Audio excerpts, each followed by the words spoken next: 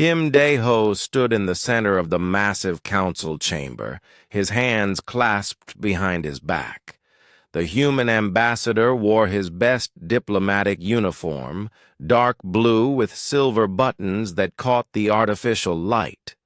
Around him, hundreds of alien delegates filled the curved seats that rose up like a giant amphitheater. Their strange forms and colors made the chamber look like a nightmare version of a rainbow. The air smelled wrong to human senses, too sweet, with an underlying chemical tang that made his nose itch. Kim Dae-ho had trained for months to ignore these discomforts.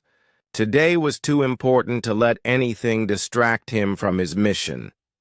Humans of Earth request membership in the Galactic Council, Kim Dae-ho said clearly. His voice carried well in the chamber, thanks to the translation devices that hung like jeweled insects around his neck. We come in peace, seeking friendship and trade with all civilized species. A sound like grinding metal filled the air. It took Kim Dae-ho a moment to realize that some of the aliens were laughing. The sound was ugly and harsh, nothing like human laughter. More delegates joined in until the chamber echoed with their mockery. Chairman Veltar of the Zephyrian Empire rose from his central seat.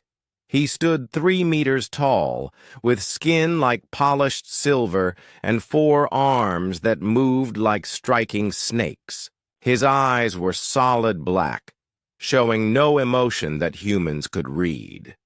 When he spoke, his voice was like ice cracking. Humans, Veltar said, and somehow he made the word sound dirty. Primitive warmongers who have barely escaped their own star system. You speak of peace. Yet your history shows nothing but violence. War after war.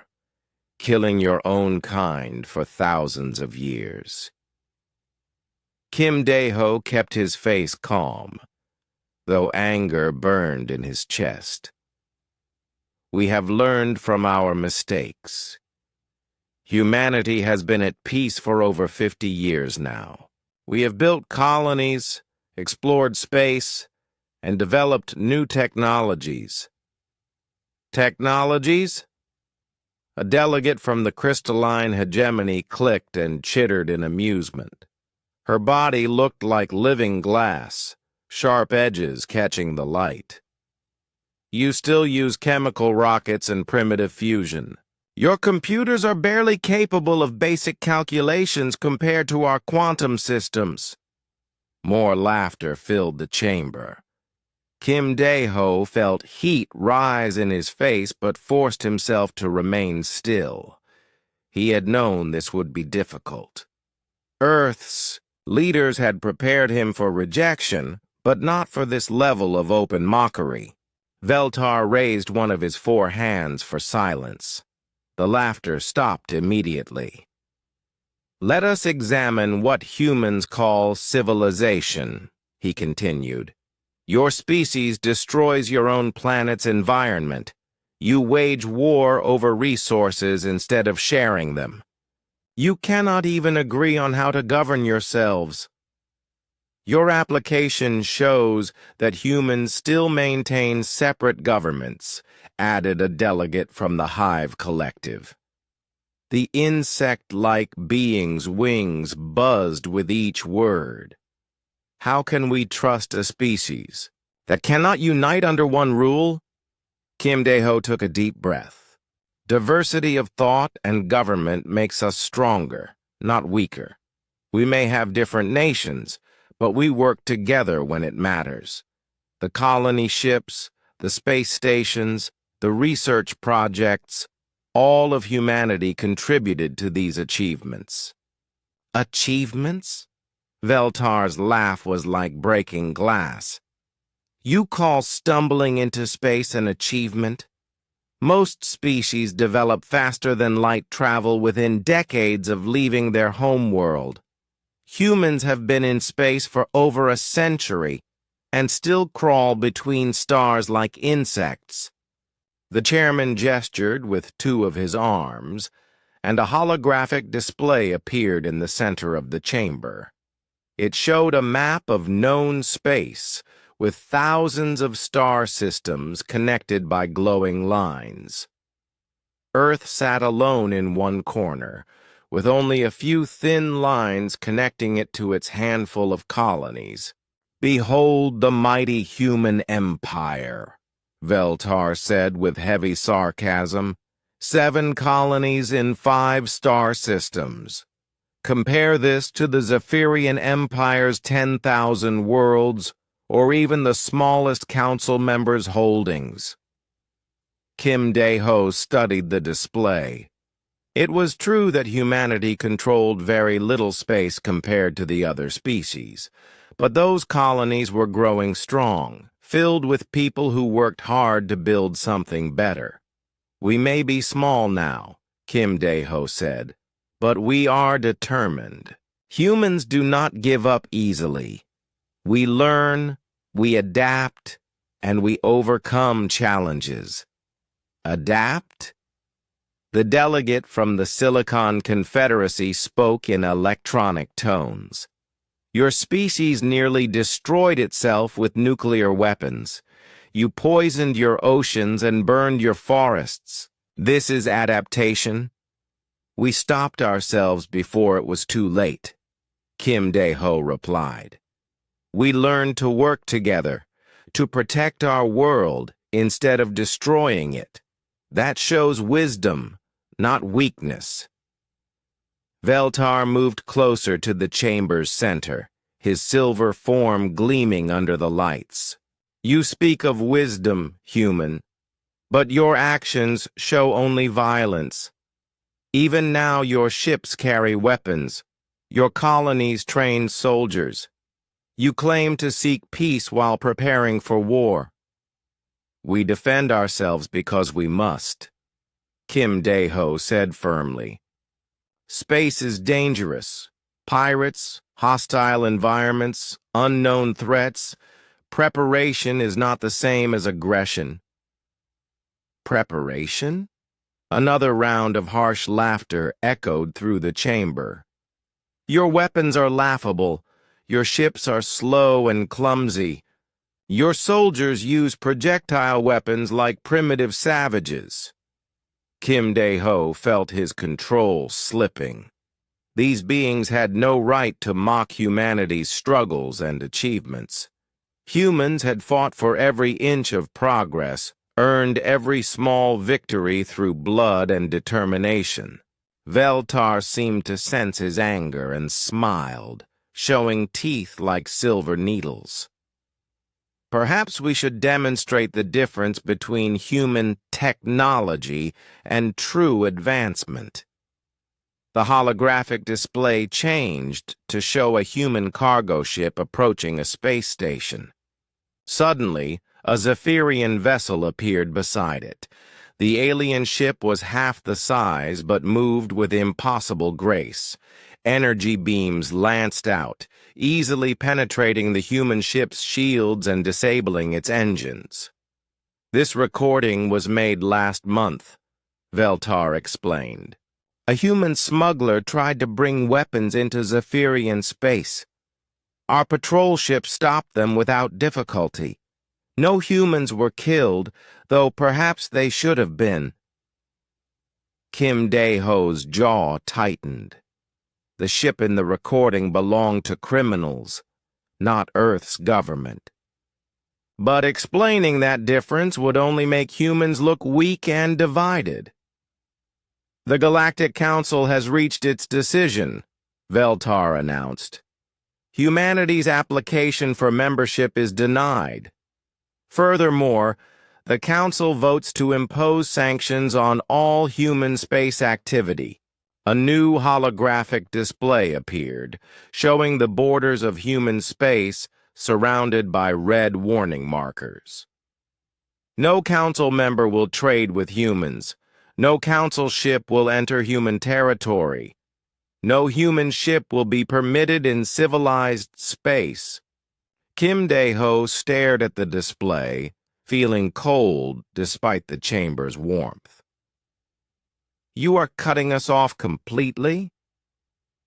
Until humans prove they can behave like civilized beings, Veltar said with satisfaction. Perhaps in a few centuries, you may have evolved enough to reconsider. The other delegates murmured their agreement.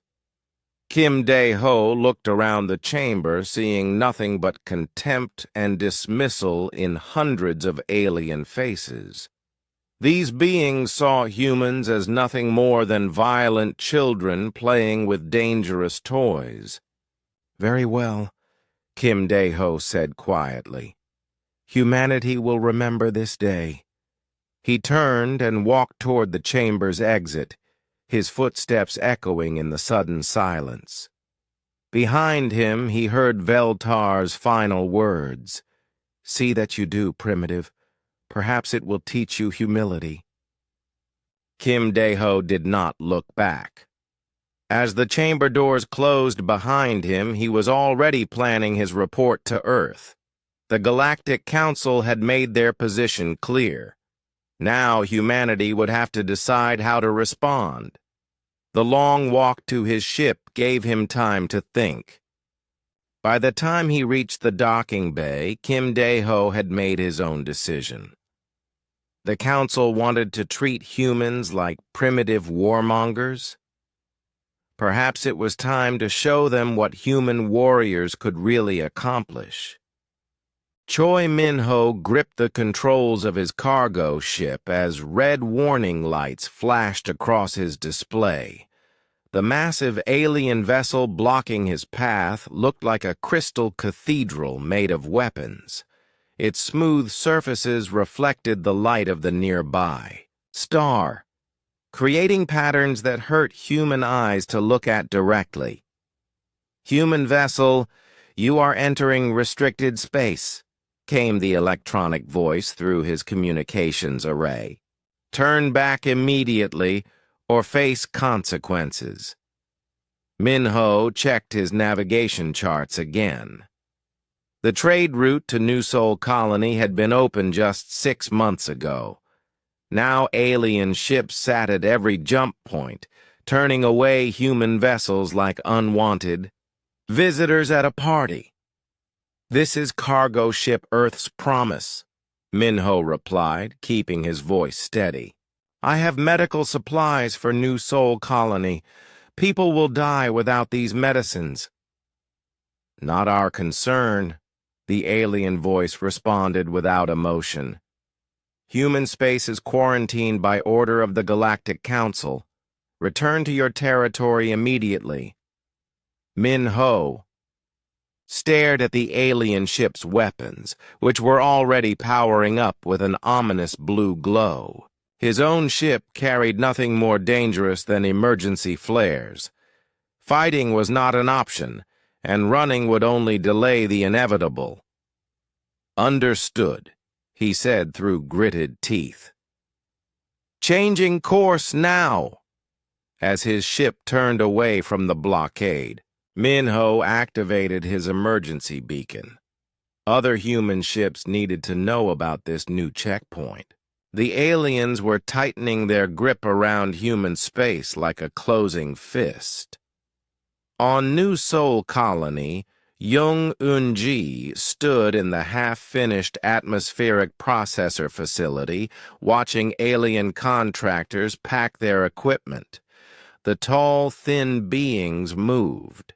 With precise efficiency, their six-fingered hands carefully wrapping delicate instruments in protective foam.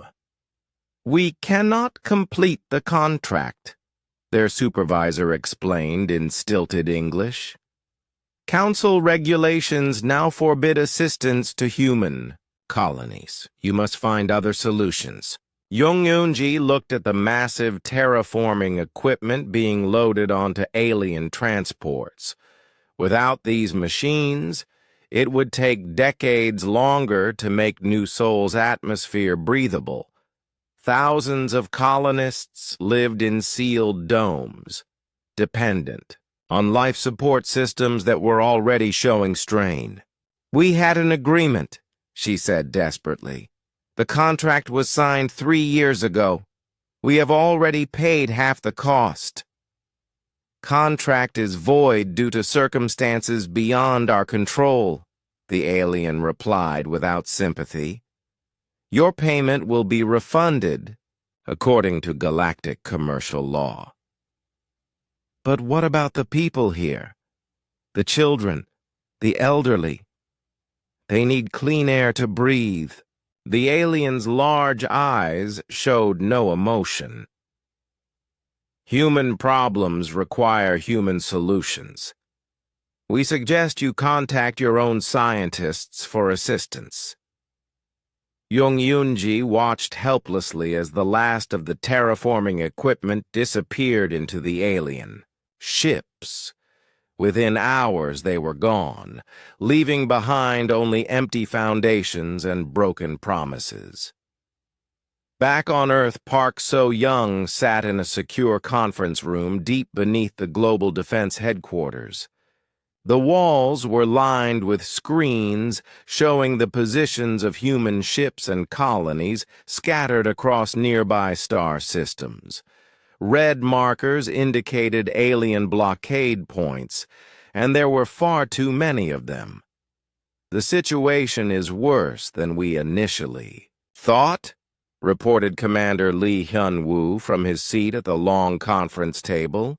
His usually neat uniform looked wrinkled, evidence of long hours spent analyzing the crisis. "The aliens are not just blocking trade routes. They are systematically cutting us off from all outside contact." Park So-young studied the strategic display with grim attention. "What about our research partnerships with the Methane Breathers Union? They were always friendly to humans." "Terminated yesterday," Lee Hyun-woo replied. "Their ambassador sent a formal apology, but the message was clear. No council member dares to help us now." "The scientific exchange programs?" "Canceled. The aliens are recalling all their researchers from human institutions. They are also demanding that we return all their equipment and data." Park So-young leaned back in her chair, processing the implications. Humanity had become dependent on alien technology and knowledge in many areas. Losing that support would set back human development by decades. "What about our colonies? Can they survive without alien assistance?" Lee Hyun-woo's expression darkened. "New Sol Colony lost their terraforming equipment this morning. Kepler. Station's power grid was maintained by Silicon Confederacy technicians. They left last week. Haven Colony was importing food from the Zephyrian agricultural worlds. And now? Now they have to grow their own food or go hungry." On Haven Colony, Administrator Yoon Jae-sung stood in the colony's main plaza, addressing a crowd of worried families. Children clung to their parents while elderly colonists sat on benches, their faces showing years of hard work and sacrifice. "I will not lie to you," Jae-sung said, his voice carrying across the plaza through speakers mounted on nearby buildings. "The situation is difficult. The alien food shipments have stopped, and we must become self-sufficient immediately." A woman in the crowd raised her hand. "What about the hydroponics farms? Can they feed everyone?" "We are expanding them as quickly as possible," Jae-sung replied, "but it will take time. Until then, we must ration what we have and work together to survive." "Why are the aliens doing this to us?" asked an elderly man. We never harmed them. Jae-sung's jaw tightened. He had heard the reports from the Galactic Council, the insults and mockery directed at humanity's representatives. They believe we are not worthy of their friendship. They think humans are too primitive and violent to join galactic civilization. So, what do? Called out a younger man. Do we just accept their judgment? No, Jae-sung said firmly. We prove them wrong. Humans have always survived by working together and never giving up. If the aliens want to isolate us, then we will become stronger on our own. The crowd murmured agreement, but Jae-sung could see the fear in their eyes. Haven Colony had been established with alien help, using alien technology and alien knowledge. Without that support, survival would be a daily struggle. Back on Earth, Lee Hyun-woo worked late into the night in his private laboratory. The room was filled with alien devices that his team had been studying for years, trying to understand the principles behind faster-than-light travel and energy generation. Now those devices would have to be returned, taking with them years of research progress. But Lee Hyun-woo was not ready to give up.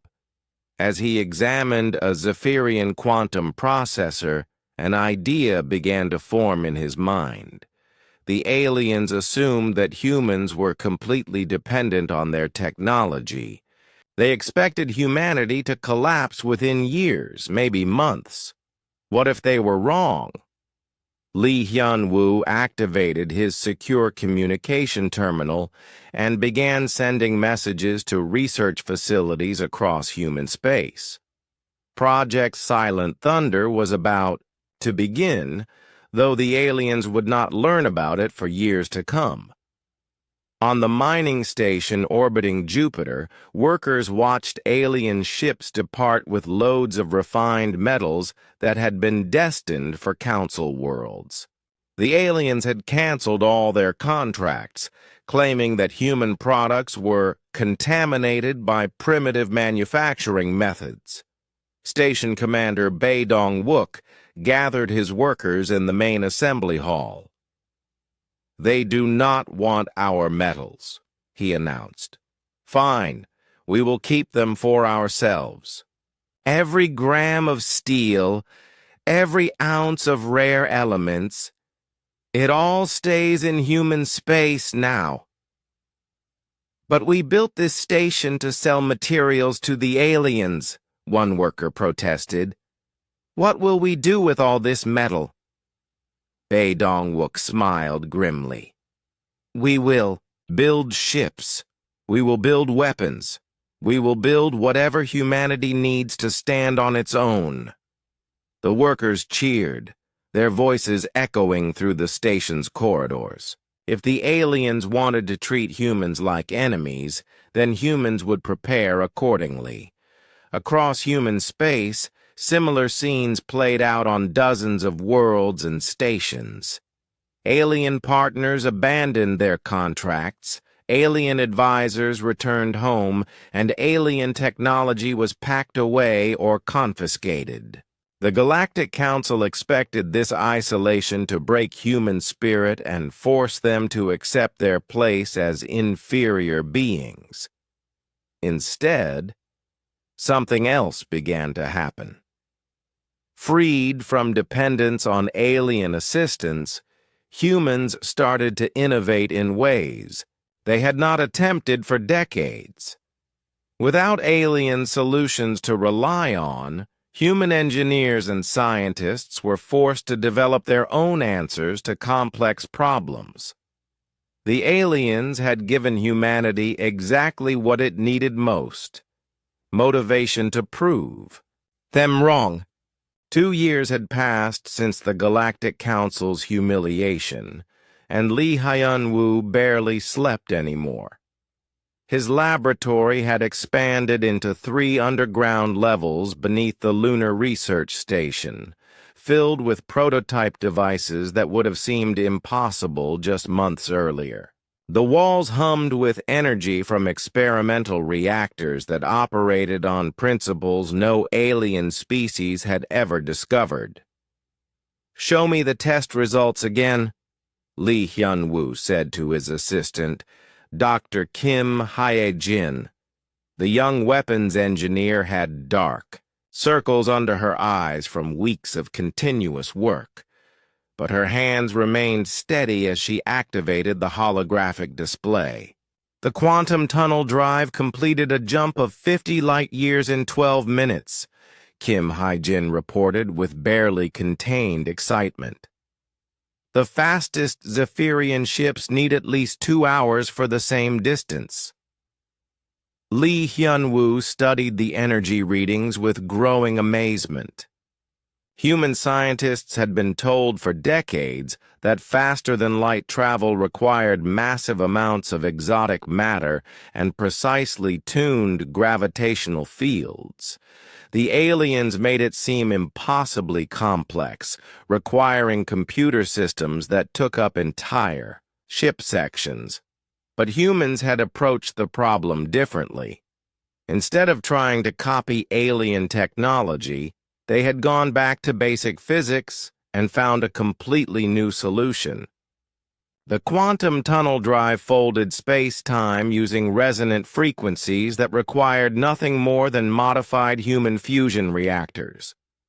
"What about the weapons tests?" Lee Hyun-woo asked. Kim Hye-jin's smile grew wider. "The plasma cannon prototypes exceeded all expectations. They can penetrate standard Council defense shields like they were made of paper." She activated another display showing test footage of a human plasma beam striking a captured alien shield generator. The energy barrier, which had previously been considered impenetrable, flickered and died within seconds. "How is that possible?" Lee Hyun-woo wondered aloud. "Zephyrian shields are supposed to be the most advanced in the galaxy."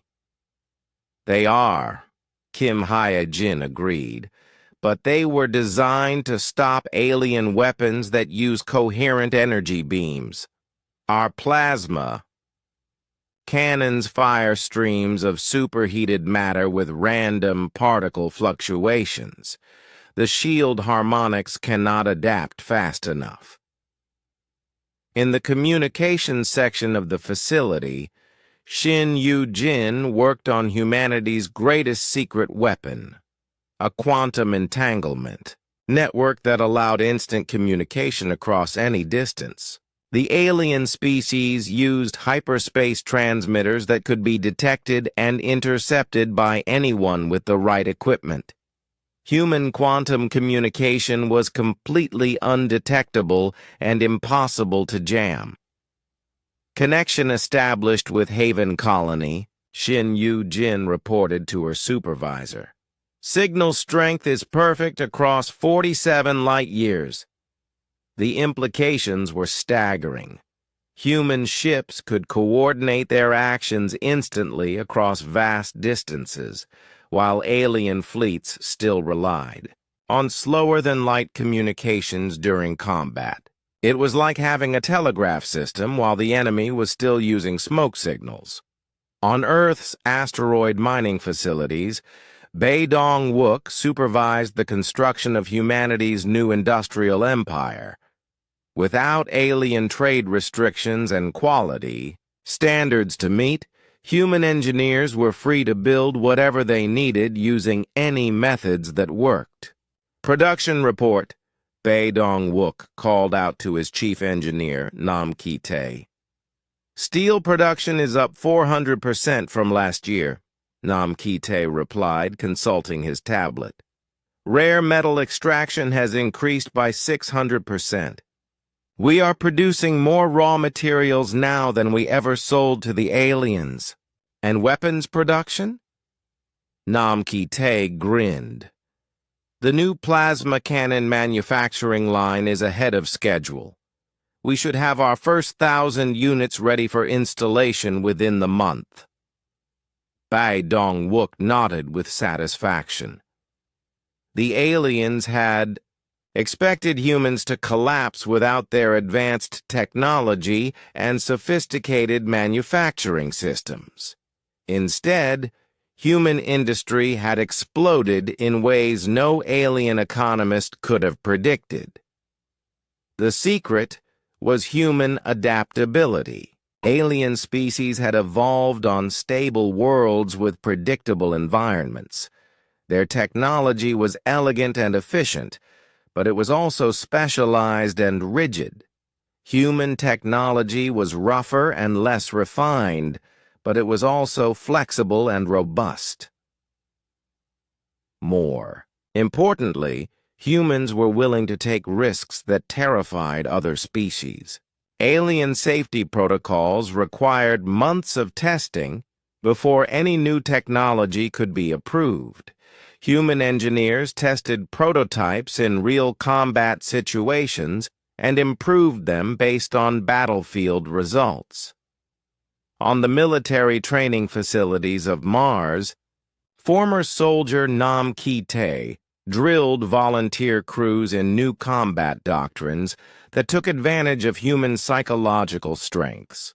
Where alien species fought with predictable patterns and established hierarchies, humans excelled at chaos and improvisation.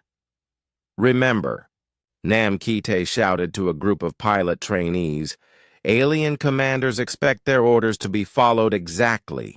They do not know how to react when their enemies start doing unexpected things. The trainees practiced combat maneuvers that would have been considered insane by alien military standards. Human fighters dove directly toward enemy ships instead of maintaining safe distances. They used their ship's debris as weapons when their ammunition ran out. They rammed enemy vessels when conventional attacks failed. "Sir," asked one of the pilots, "what if our tactics get us killed?" Nam Ki-tae's expression turned serious. "Then we make sure we take the enemy with us. Aliens fear death because they live for thousands of years. Humans have always known that some things are worth dying for." In the research labs of Europa Station, scientists worked on projects that alien species would have considered impossible or too dangerous to attempt. Dr. Park So-young coordinated the efforts from her command center, monitoring progress reports from dozens of research facilities across human space. "Artificial intelligence project status?" she asked her aide. "Dr. Yoon Jae-sung's team has achieved consciousness simulation in their quantum neural networks," came the reply. "The AI units can process tactical data faster than any alien computer system." Genetic enhancement research? Initial trials are promising. Volunteers show improved reflexes and radiation resistance after treatment. Park So-young frowned at this report. Genetic modification was banned by galactic law and considered an abomination by most alien species. But humans were no longer bound by galactic law, and survival required every possible advantage. Nanotechnology development? Self-replicating maintenance systems are ready for field testing. They can repair ship damage faster than alien regenerative technology. Each breakthrough brought humanity closer to technological parity with the Council species. But Lee Hyun-woo knew that parity would not be enough. The aliens had centuries of experience and thousands of worlds. Humans needed to be better, not just equal. In his private laboratory, Lee Hyun-woo worked on the project that would change everything. A unified theory that combined human physics with principles no alien scientist had ever considered. By treating consciousness as a fundamental force like gravity or electromagnetism, human technology could achieve effects that seemed like magic to other species. "Sir," Kim Hai-jin said as she entered the laboratory, "we have received confirmation. From all test sites, the new drive systems are ready for mass production." Lee Hyun-woo looked up from his calculations, his eyes bright with possibilities. "How long until we can equip a full fleet?" 6 months for the first squadron. 2 years for a complete battle group. "Not fast enough," Lee Hyun-woo muttered. "The aliens will not wait forever before they decide to eliminate us entirely." Kim Hae-jin hesitated before speaking. "Sir, there are rumors from our intelligence sources. The Zephyrian Empire is growing concerned about human activity in the outer colonies. They may be planning a preemptive strike." Lee Hyun-woo nodded grimly. He had expected this development. The aliens were not stupid, and they would eventually realize that their quarantine was having the opposite effect from what they intended. "Then we need to accelerate the timeline," he decided. "Contact all facility. Commanders. Project Silent Thunder moves to Phase 2 immediately." "What if we are not ready?" Kim Hae-jin asked. Lee Hyun-woo smiled, but his expression held no warmth. "The aliens spent 2 years teaching us that they consider humans to be worthless primitives. It is time we showed them what human primitives can accomplish when they stop trying to impress their betters." Across human space, research facilities received coded messages that activated emergency protocols. Scientists abandoned sleep schedules and safety procedures in a desperate race against time. Production facilities switched to continuous operation, with workers volunteering for double shifts without being asked. The Galactic Council had given humanity 2 years of uninterrupted development time, believing that isolation would weaken human resolve. Instead, they had created something unprecedented in galactic history, a species with nothing left to lose and everything to prove. The aliens were about to learn that underestimating humanity was the gravest mistake they had ever made. 5 years after the humiliation at the Galactic Council, Park So-young stood on the command bridge of the battleship New Harmony, watching her fleet complete its final training exercises. Through the viewports, she could see dozens of human warships moving in perfect coordination among the asteroids of the Kuiper Belt. The ships bore little resemblance to the crude vessels that had first carried humans to the stars. Sleek and deadly, they incorporated technology that no alien species had ever seen. Their hulls were dark metal that absorbed sensor beams instead of reflecting them. Their weapons were hidden behind retractable panels that gave no hint of the devastating firepower within. "Fleet status report," Park So-young commanded. "All ships report ready for combat operations," replied Captain Kwon Tae-hyung from his position at the tactical station. "The new quantum tunnel drives are performing flawlessly. We can jump to any target within 100 light years in less than 10 minutes. Park So-young nodded with satisfaction. The aliens still needed hours to travel such distances, and their jump calculations required massive computer systems.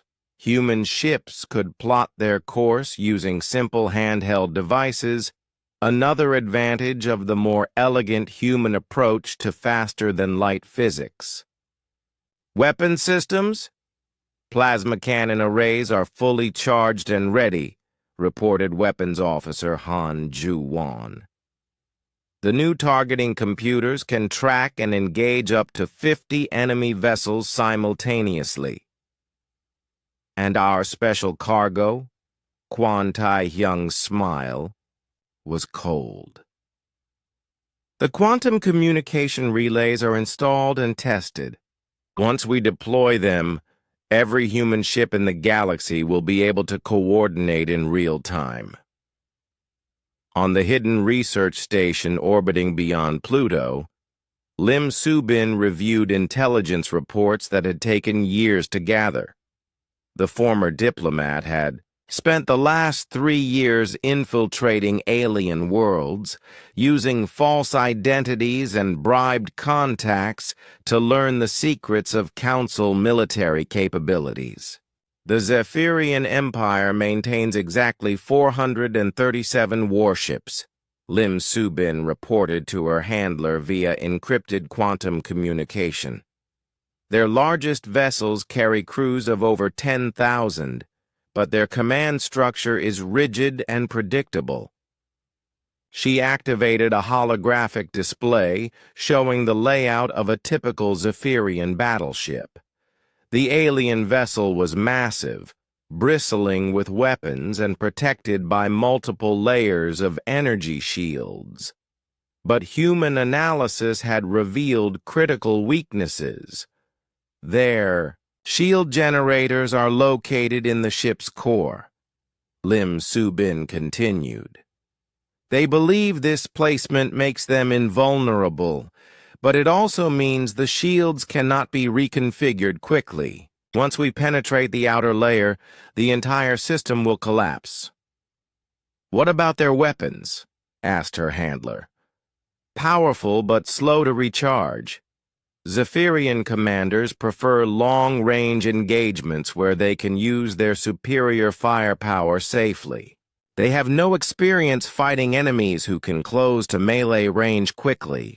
In the asteroid manufacturing facilities, Oh Min-jung coordinated the largest military buildup in human history.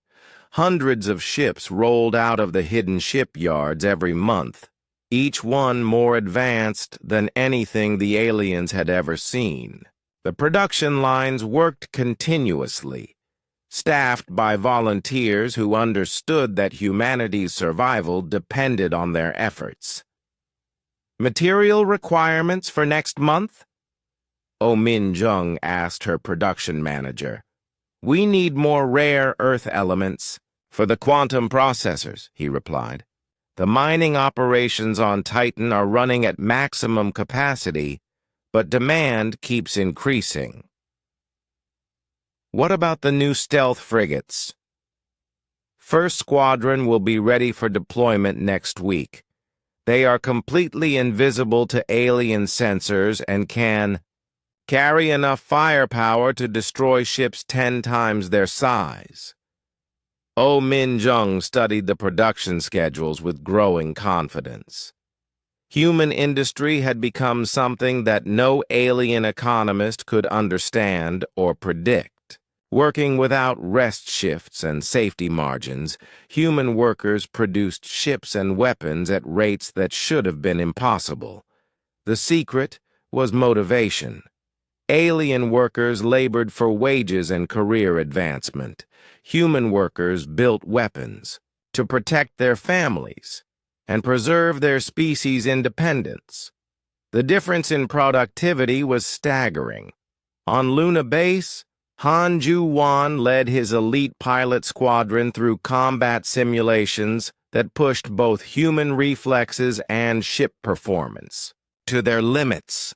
The training scenarios were based on real alien battle tactics, modified to account for humanity's technological advantages.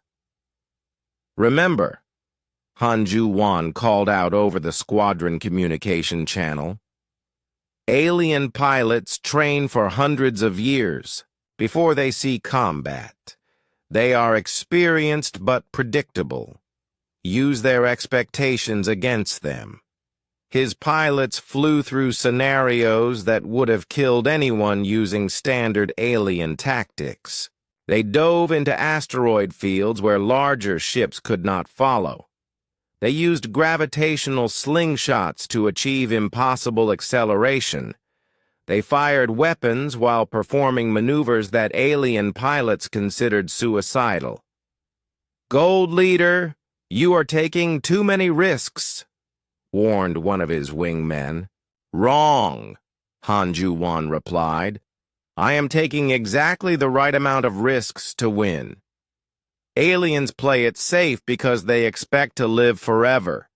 Humans take chances because we know that victory is worth any price." The training exercises were brutal, with simulation casualties approaching 50% in some scenarios. But the survivors emerged as pilots who could outfly anything the galaxy had ever seen.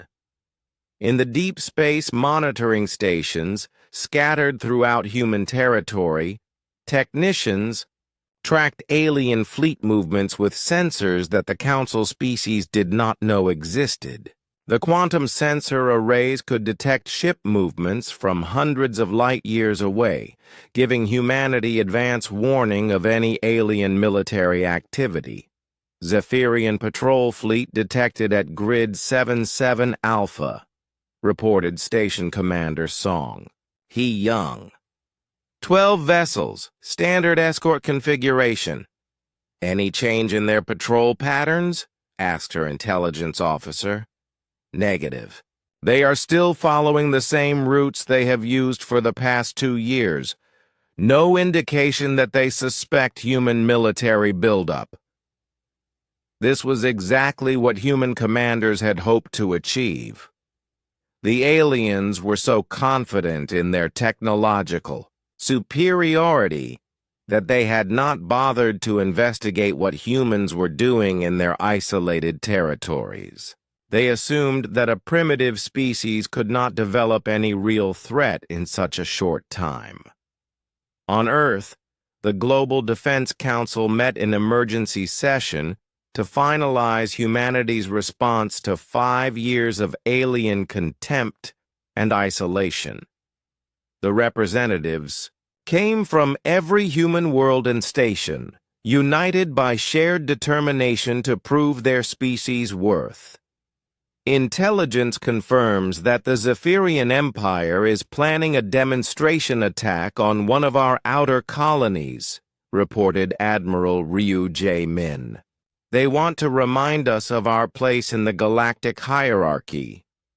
"Which colony?" asked the representative from Mars.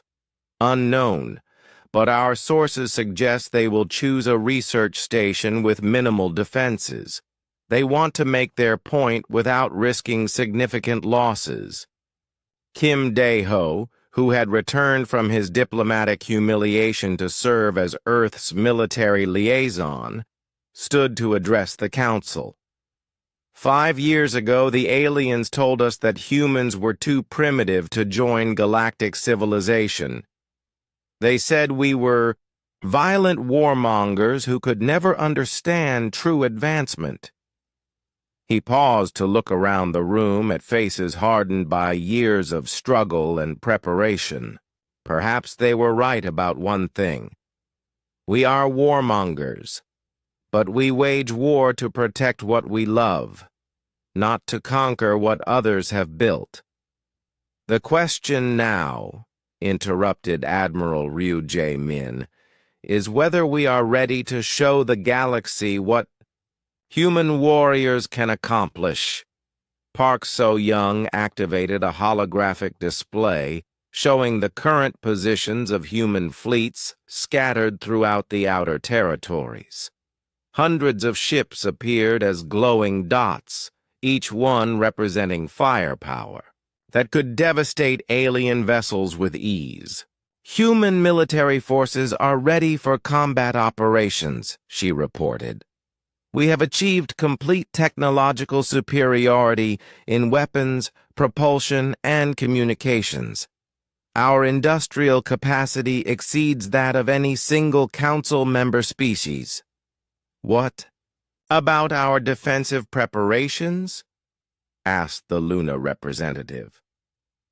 All colonies and stations have been equipped with quantum shield generators and automated defense systems, replied O Minjung. Any alien attack will face resistance. They cannot overcome. Kim Dae-ho smiled grimly. Then we are ready. When the aliens come to teach us humility, they will learn a lesson they will never forget. The Council voted unanimously to activate the final phase of humanity's preparation. Across human space, military commanders received coded orders that had been waiting for 5 years. The time for hiding and building was over. Soon the galaxy would discover what happened when you pushed humanity too far. The alarm klaxons echoed through Research Station Prometheus as Song Hee-young rushed to the command center. Her station orbited a lifeless moon in the Kepler system, far from any major shipping routes or military targets. It should have been perfectly safe from alien attention. "Report!" Song Hee-young commanded, as she slid into her commander's chair. "Zephyrian battle fleet just dropped out of hyperspace," replied her sensor operator. "Go Sung-ho." 27 vessels, including 3 heavy cruisers. They are broadcasting surrender demands on all frequencies. Song Hee-young studied the tactical display with growing anger. The Zephyrian ships had arranged themselves in a perfect attack formation, clearly expecting no resistance from a simple research station. Their weapons were powered up and ready to fire, while their shields remained at minimal strength. "What do they want?" she asked. "Standard occupation protocol," Go Sung-ho replied. "They demand that we surrender all research data and submit to inspection. Any resistance will result in the station's destruction." On the main view screen, the lead Zephyrian vessel appeared in all its silver magnificence. The heavy cruiser Silver. Dominion was over 1 kilometer long, bristling with weapons that could reduce the research station to vapor in seconds. Its commander, Admiral Kesseval, appeared on the communication channel with typical Zephyrian arrogance. "Human research facility," Kesseval said in his electronic voice. "You are operating in violation of Galactic Council regulations. Surrender, immediately, and prepare to be boarded." Song Hee-young activated her own communication system, her voice calm despite the situation. "This is a peaceful research station in human territory. You have no authority here." Kesseval's 4 arms gestured dismissively. "Human territory exists only at Council sufferance. We have decided that your primitive experiments pose a danger to galactic security. You will comply or be destroyed. And if I refuse, then you will learn why the Zephyrian Empire has ruled the galaxy for 3,000 years." Song Hee-young looked around her command center at the faces of her crew. They had volunteered for this assignment knowing that it might be dangerous, but also knowing that their work was vital to humanity's future. The research conducted on Prometheus had contributed to breakthroughs in weapons technology, shield, systems, and quantum communication. "Go Sung-ho," she said quietly. "Activate the beacon." Her sensor operator's hands moved quickly across his controls. Deep in the station's core, a quantum communication array sent out a coded signal that traveled instantly across dozens of light years. Within seconds, the message reached Park So-young's flagship and Admiral Ryu Jae-min's command center on Earth. "Signal sent," Go Sung-ho reported. Response acknowledged. On the view screen, Admiral Kesval was growing impatient. You have 30 seconds to begin surrender procedures, Primitive. After that, we will demonstrate the consequences of defying advanced civilization. Song Hee-young smiled coldly. Admiral, you are about to learn something very important about humans. And what is that? We do not surrender. Kesval's laugh sounded like breaking metal. Brave words from a defenseless research station. Your courage will make no difference when you are dead. The Zephyrian fleet began moving into attack position, their weapons charging with increasing energy levels. Song Hee-young watched the tactical display calmly, counting down the seconds until the aliens learned their mistake. At exactly 30 seconds, space around the research station shimmered with quantum distortions. The first human ships appeared without warning, materializing from quantum tunnel jumps with perfect precision. Within moments, 30 human warships surrounded the Zephyrian fleet in a spherical formation. Admiral Kesval stared at his sensor, displays in disbelief. The human ships had appeared faster than any hyperspace jump he had ever seen. Their approach had been completely undetected by his sensors until they were already in attack position. Impossible, he whispered. Humans do not possess such technology. The lead human vessel, the battleship Defiance, opened a communication channel. Captain Hanju Wan's face appeared on Kesval's view screen, showing none of the fear or submission that the Zephyrian admiral expected from primitive humans. Zephyrian fleet, Hanju Wan said pleasantly. You are trespassing in human space. Withdraw immediately or face the consequences. Kesval recovered from his shock quickly. His fleet still outnumbered the human ships, and Zephyrian technology was supposed to be superior to anything humans could build. Your threats are meaningless, primitive. Zephyrian shields can withstand any weapons you possess. Surrender now, and we may allow some of you to live. Hanju Wan's expression did not change. Last warning, Admiral. Leave now or be destroyed.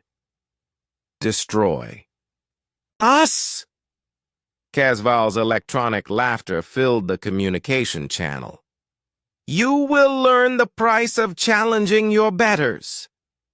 The Zephyrian fleet opened fire with every weapon they possessed. Brilliant energy beams and particle streams lanced out toward the human ships, enough firepower to annihilate a small moon. The aliens expected to see human vessels vaporized instantly. Instead, the human ships flickered and vanished, reappearing in different positions before the alien weapons could strike them. The energy beams passed harmlessly through empty space where human vessels had been microseconds earlier. What happened? Kesval demanded of his tactical officer. Unknown, Admiral. The human ships appear to have some form of instantaneous positioning system.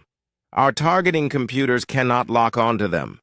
Hanju Wan's voice came over the communication channel again, still calm and professional. Your turn is over, Admiral. Now it is ours. The human ships opened fire with weapons that Kesval had never seen before. Instead of coherent energy beams, they fired streams of superheated plasma that moved in unpredictable patterns. The first salvo struck the Zephyrian flagship's shields with devastating effect. The energy barriers that had protected Zephyrian ships for millennia flickered and collapsed under the assault. Within seconds, the Silver Dominion's hull was exposed to direct attack. "Shields down," reported the tactical officer in panic. "Hull breaches on decks 7 through 15. "How is this possible?" Kesval screamed. "Our shields are impenetrable."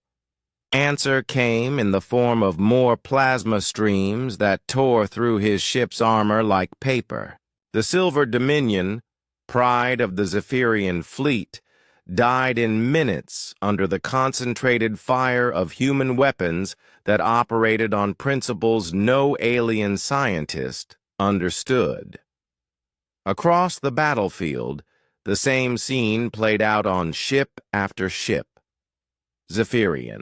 Vessels that had ruled the galaxy for centuries were being destroyed by human technology that should not have existed. The aliens' superior experience and training meant nothing when their enemies could teleport instantly and fire weapons that ignored their defenses. "All ships retreat!"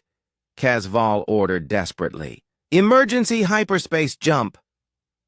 But the human ships were already moving to block escape routes.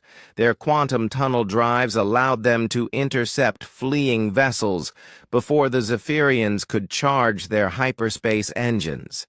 One by one, the alien ships were hunted down and destroyed. On Research Station Prometheus, Song Hee-young watched the battle with grim satisfaction. The aliens had come expecting to teach humans a lesson about their place in the galaxy. Instead, they were learning that humanity was no longer the primitive species they remembered. "Medical teams prepare for survivors," she ordered. According to human military doctrine, enemy personnel who surrendered would be treated with respect and given proper medical care. It was a concept that few alien species understood or practiced. The battle lasted less than 20 minutes. When it was over, only one Zephyrian vessel remained intact, a small scout ship that Han Ju-won had deliberately spared. Its crew huddled in terror as human boarding parties secured the vessel and treated their injuries.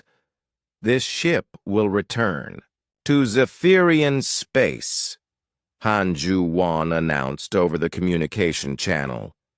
"You will deliver a message to your Emperor and the Galactic Council." The surviving Zephyrian captain nodded frantically, eager to escape the nightmare that had consumed his fleet. "Tell them," Han Ju-won continued, "that humanity remembers the insults and humiliation we suffered 5 years ago. Tell them that we have spent those years becoming something they never expected." Song Hee-young's voice joined the broadcast from her command center. "Tell them that this is what happens when you underestimate primitive warmongers. Tell them that humanity is no longer asking for their approval or acceptance. And tell them," Han Ju-won concluded, "that this was just the beginning." The scout ship fled into hyperspace, carrying news of the Zephyrian fleet's destruction back to an empire that had believed itself invincible. Behind them, human ships began deploying the quantum communication relays that would connect every human vessel in the galaxy. The first battle of humanity's war for respect was over. The galaxy was about to learn that 5 years of isolation had created something unprecedented, a species with nothing left to lose and the technology to back up their determination. Admiral Kesval's final transmission broadcast on all frequencies, as his ship died around him, would be remembered by historians for generations. The humans, they were not supposed to be this strong. The emergency session of the Galactic Council convened in chaos. Representatives from hundreds of species filled the great chamber, their voices creating a cacophony of fear, anger, and confusion. The news of the Zephyrian fleet's destruction had spread across the galaxy in hours, carried by quantum communication networks and hyperspace courier ships. Chairman Veltar stood at the center of the chamber, his silver form no longer radiating the confident arrogance that had defined him for centuries. The four-armed Zephyrian leader's hands shook slightly as he read from the report transmitted by the sole surviving scout ship. 26 warships destroyed, Veltar announced, his electronic voice carrying clearly through the chamber's translation. Systems. Over 30,000 crew members killed or missing. The human weapons penetrated our shields as if they did not exist. A delegate from the crystalline hegemony rose from her seat, her glass-like body reflecting the chamber's lights in prismatic patterns. How is this possible? Human technology was primitive just 5 years ago. They could barely achieve basic spaceflight. The survivor reports are disturbing, Veltar replied, consulting his data pad with obvious reluctance. Human ships appeared without warning, using some form of instantaneous transportation. Their weapons operate on principles our scientists cannot identify. Their defensive systems made them essentially untouchable during combat. Murmurs of disbelief filled the chamber. The assembled delegates represented species that had ruled the galaxy for millennia, each one possessing technology and knowledge that had taken centuries to develop. The idea that humans could surpass them in just 5 years seemed impossible. The massive doors of the chamber opened with a resonant boom that silenced all conversation. Kim Dae-ho walked through the entrance, flanked by 2 human guards in dark military uniforms. The same human ambassador who had been mocked and humiliated 5 years earlier now carried himself with quiet confidence that radiated authority. Unlike his previous visit, Kim Dae-ho was not alone. Behind him came a procession of human officials and military officers, each one representing different aspects of humanity's transformed civilization. Their presence filled the chamber with an energy that made many alien delegates shift uncomfortably in their seats.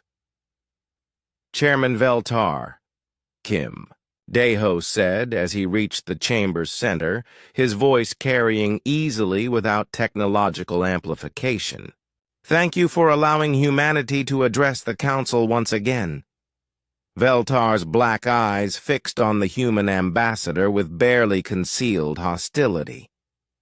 You dare return here after your species' unprovoked attack on Zephyrian forces? Unprovoked?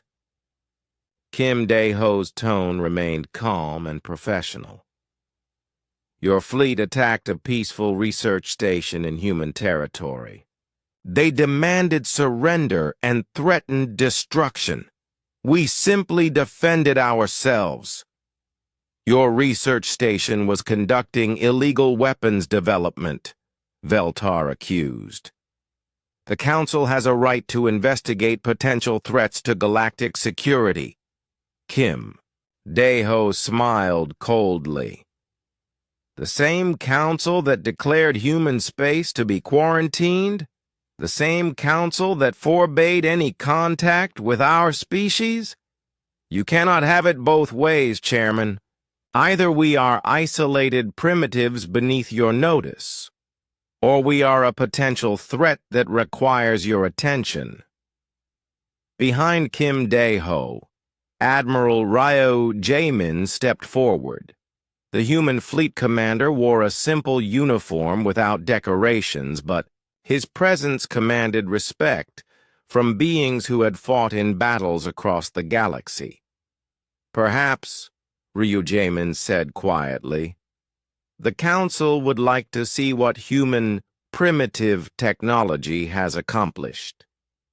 He activated a holographic projector that displayed the tactical recording of the recent battle.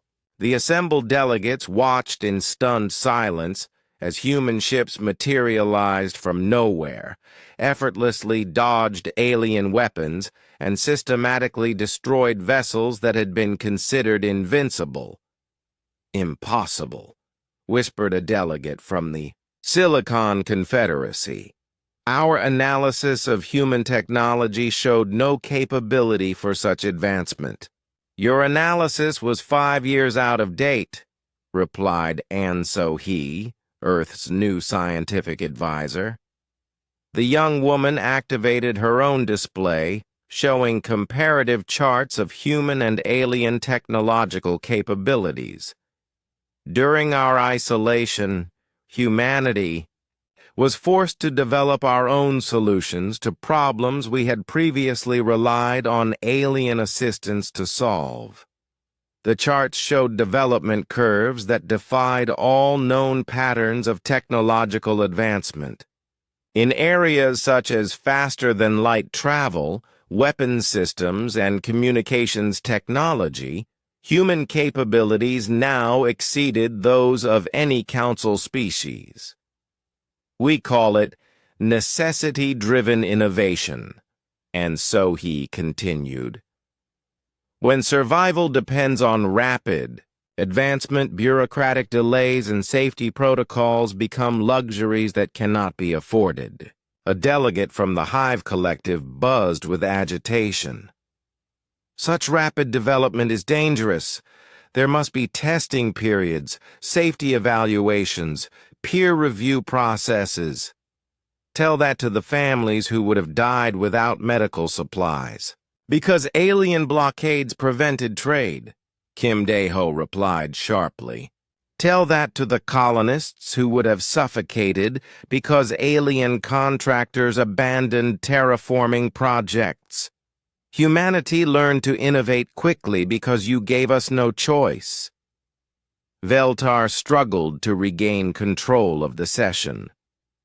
"Even if your claims about technological advancement are true, you remain a single species with limited resources.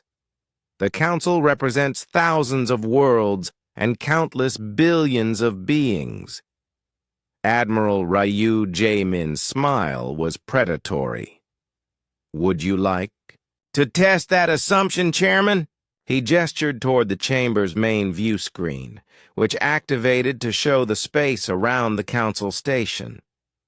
What the delegates saw made many of them gasp in shock. Hundreds of human warships hung motionless in perfect formation, their dark hulls barely visible against the background of stars. "How did they get there?" demanded a delegate from the Methane Breathers Union. "Our sensors detected no approaching fleet."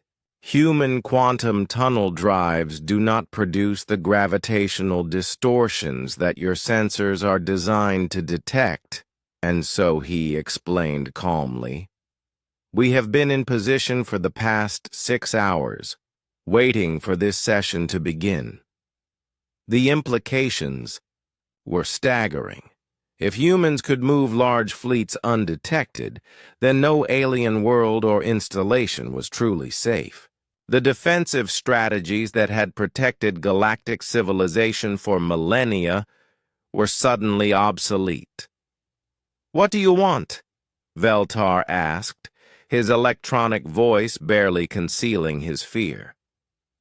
Kim Dae-ho looked around the chamber at faces that had once shown nothing but contempt for humanity. Now those same faces reflected fear, uncertainty, and dawning respect. 5 years ago, humanity came to this chamber seeking friendship and trade, Kim Dae-ho said. We were told that humans were too primitive and violent to join galactic civilization. We were isolated, mocked, and treated like dangerous animals. He paused to let his words sink in before continuing. Today we return with a different proposal. Humanity no longer seeks to join your council. Instead, we offer you the opportunity to join ours. The chamber erupted in shocked protests and angry demands for clarification. Veltar raised his forearms for silence, his silver form trembling with rage. You dare suggest that advanced civilizations should submit to human authority? He snarled. Not submit, Kim Dae-ho corrected. Participate. The Terran Alliance will be a confederation of equal partners working together for mutual benefit. Species that join will gain access to human technology, human industrial capacity, and human protection. And those who refuse? Asked a delegate from the Crystal Hegemony. Admiral Ryu Jae-min answered with cold precision. Those who refuse will be left alone, exactly as you left humanity alone 5 years ago. No trade, no communication, no assistance. Complete isolation until they choose to reconsider. You cannot enforce such terms, Veltar protested. The Council has military forces that dwarf your single species. Do we? And so he activated another display showing intelligence reports on Council military capabilities. Your fleets are scattered across thousands of worlds using outdated technology and predictable tactics. Human forces are concentrated, mobile, and equipped with weapons you cannot defend against. She gestured toward specific entries in the data. The Zephyrian Empire has 400 ships, but 2/3 of them are centuries old and equipped with obsolete systems. The Crystal Hegemony maintains excellent defenses around their core worlds, but their border installations are vulnerable to fast-moving raiders. You have been spying on us? Accused the crystalline delegate. We have been learning, Kim Dae-ho replied. Something humanity has always excelled at, even when others underestimated our capacity for growth. The chamber fell silent as the assembled delegates absorbed the full implications of humanity's transformation. In just 5 years, the species they had dismissed as primitive warmongers had become the most technologically advanced civilization in the galaxy. You have 48 hours to make your decision, Admiral Ryu Jae-min announced. Each species may choose individually whether to join the Terran Alliance or face the consequences of continued isolation. And the Zephyrian Empire? Veltar asked quietly. Kim Dae-ho's expression showed no mercy. The Zephyrian Empire initiated hostilities against human civilians. You will face special terms that reflect the price of your aggression as the human delegation prepared to leave. Kim Dae-ho turned back to address the chamber one final time. The response came faster than anyone had expected. Within 24 hours of humanity's ultimatum, the first alien delegation arrived at the newly established Terran Alliance headquarters on Luna Base. The Methane Breathers Union sent their most senior diplomat, Ambassador Thekmore, whose environmental suit gleamed under the artificial lighting of the human facility. Kim Dae-ho received the alien ambassador in a conference room that had been hastily modified to accommodate non-human physiology. The contrast between this meeting And the Galactic Council session could not have been more stark. Here, humans held all the advantages while aliens came seeking favorable terms. Ambassador Kim, Thekmore began, his electronic translator giving his words a mechanical precision. The Methane Breathers Union wishes to discuss joining your alliance. I am pleased to hear it, Kim Dae-ho replied diplomatically. What specific terms does your union propose? Thekmore shifted uncomfortably in his specialized chair. We request continued autonomy over our internal affairs, protection from hostile species, and access to human technology in exchange for our industrial capabilities and raw materials. Jang Min-seo, Earth's new trade coordinator, consulted her datapad before responding. The Union operates 17 major industrial complexes and controls mining rights to 43 star systems. Your production capacity would be valuable to Alliance operations. What about technology transfer? Thekmore asked hopefully. Our scientists are particularly interested in human quantum tunnel drive technology. Kim Dae-ho exchanged glances with An So-hee, who nodded slightly. Limited technology sharing will be available to Alliance members, he confirmed. However, certain advanced systems require security clearances that must be earned through demonstrated loyalty. It was a far more generous offer than the methane breathers had received from the Galactic Council, where technology transfer was virtually non-existent, and member species were expected to develop their own capabilities independently. We accept. These terms, Thekmore said quickly. When can the formal treaty be signed? Within hours, delegations from 6 more species had arrived at Luna Base.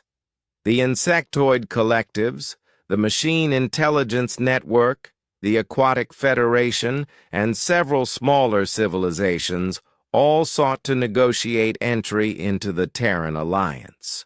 Before their enemies could gain advantages, each negotiation followed a similar pattern. The aliens came expecting to bargain from positions of weakness, offering whatever resources or capabilities they possessed in exchange for human protection and technology. The contrast with their previous arrogance was striking. Meanwhile, on the former Galactic Council station, Veltar faced the collapse of his empire's authority. Species that had shown the Zephyrians respect for millennia were openly defying council directives and pursuing separate agreements with humanity. The crystalline hegemony has withdrawn from all joint military operations, reported his aide, a junior officer whose silver skin had lost its luster from stress. They claim that council authority is no longer legitimate. What about our allies in the core worlds? Veltar demanded. The temporal manipulators have sealed their borders and refuse all communication. The energy beings have retreated to their dimensional pocket. The ancient guardians have activated their sleep cycles and will not respond to any contact. Veltar's 4 hands clenched into fists. The most powerful species in the galaxy were abandoning the Council rather than face human retaliation. Only the newer, weaker species remained, and they lacked the military strength to challenge humanity's growing alliance.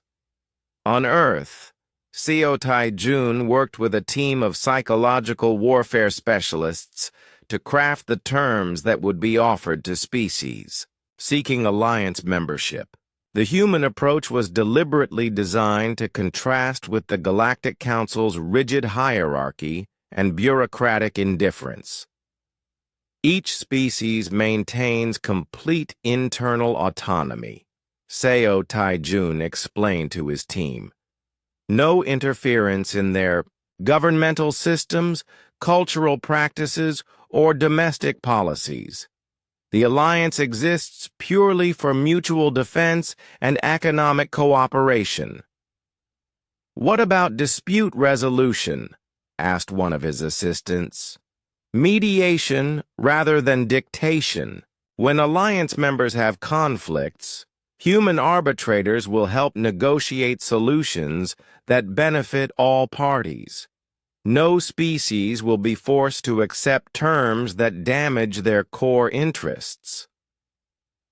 It was a radically different approach from the Council's method of imposing solutions through superior firepower and economic pressure. Human diplomacy emphasized partnership rather than dominance, a concept that many alien species found refreshingly appealing. Back on Luna Base, Kim Dae-ho met with representatives from the smaller species that had been marginalized by the Galactic Council for centuries.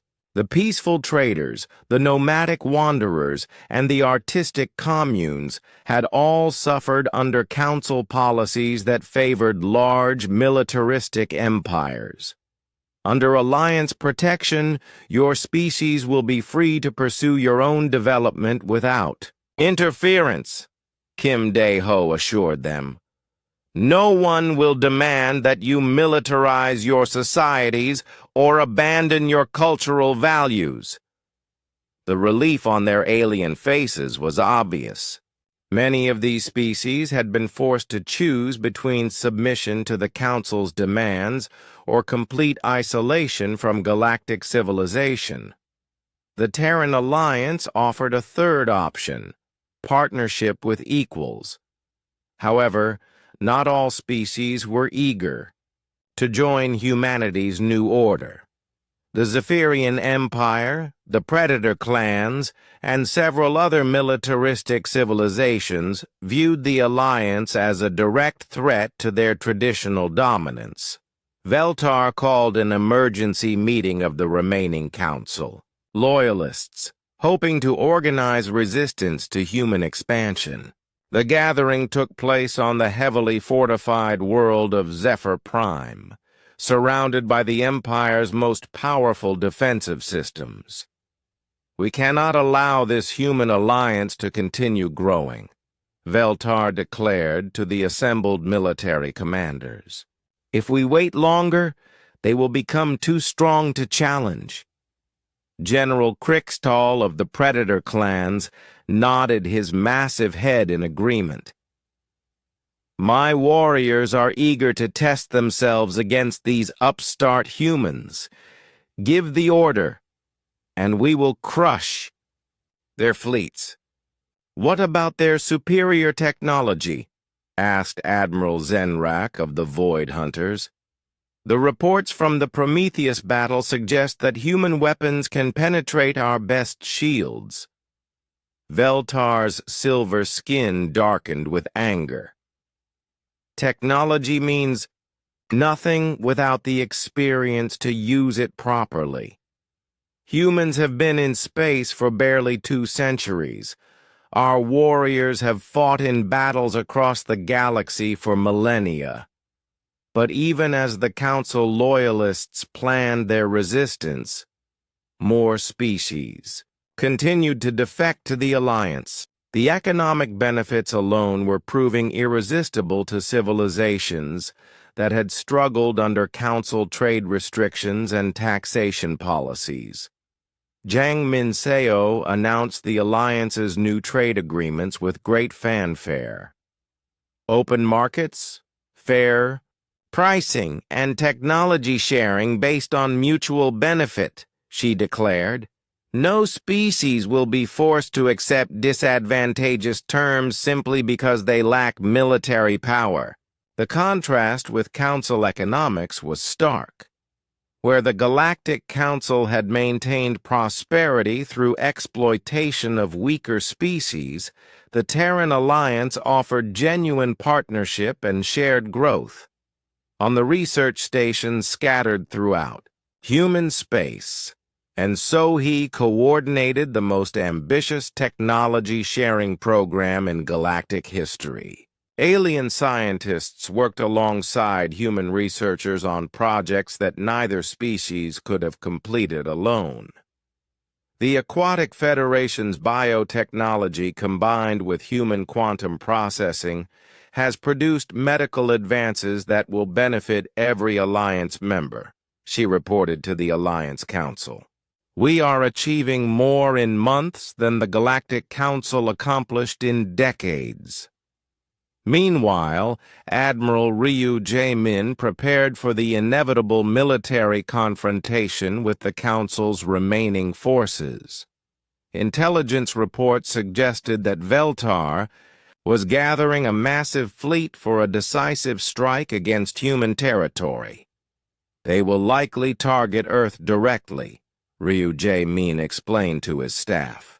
Veltar believes that destroying our homeworld will break the Alliance's morale and force the other species to submit. Can our defenses hold? Asked one of his commanders. Ryu Jae-min's smile was cold and confident. Let them come. They will learn the final lesson about underestimating humanity. As the 48-hour deadline expired, Kim Dae-ho reviewed the results of humanity's ultimatum.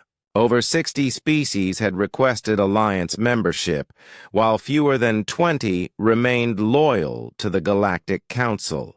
The balance of power in the galaxy had shifted decisively in humanity's favor. The Zephyrian Empire has refused all negotiation, reported his aide.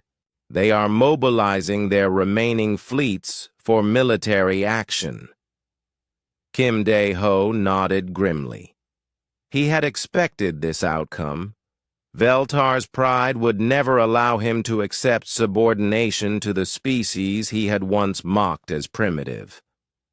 Then they have chosen their fate, Kim Dae-ho said quietly.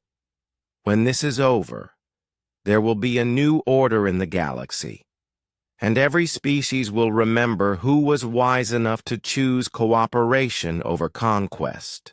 The stage was set for the final confrontation between humanity's vision of galactic partnership and the Council's tradition of imposed hierarchy. The outcome would determine not just the fate of individual species, but the fundamental nature of interstellar civilization itself. 1 year later, Kim Dae-ho stood on the observation deck of the Alliance space station, watching cargo ships from dozens of species arrive with goods bound for markets across the galaxy. The massive facility orbited a neutral world in what had once been the border region between human and Zephyrian space. Now it served as the administrative heart of the Terran Alliance. The transformation had been remarkable. Where once there had been empty space patrolled by hostile warships, now peaceful trade routes connected over 80 star systems in the largest economic partnership in galactic history. Species that had been enemies for centuries worked together on joint projects that benefited all participants. The morning reports President Kim, said his aide, Kang Yu-ri, offering him a data pad filled with updates from across Alliance territory. Kim Dae-ho accepted the device and scrolled through the information with satisfaction. Industrial production was up 300% from pre-Alliance levels. Scientific advancement had accelerated beyond all previous records. Most importantly, there had been no military conflicts between Alliance members in the entire year, since the organization's founding.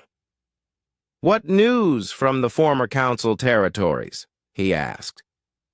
"The crystalline hegemony completed their integration protocols yesterday," Kang Yu-ri reported.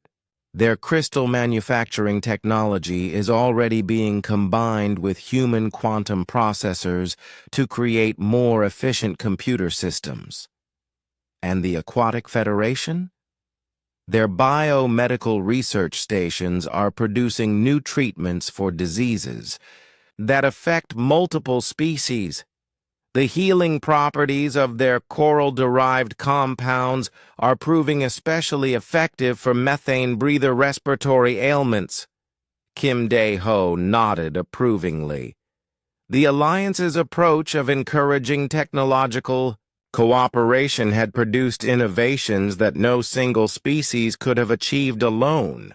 Instead of hoarding knowledge like the old Council, Alliance members shared their discoveries freely, accelerating progress for everyone.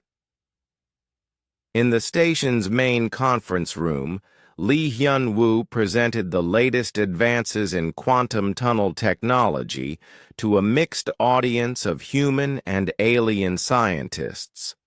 The former head of Project Silent Thunder had become the Alliance's chief science coordinator, overseeing research projects that spanned multiple star systems.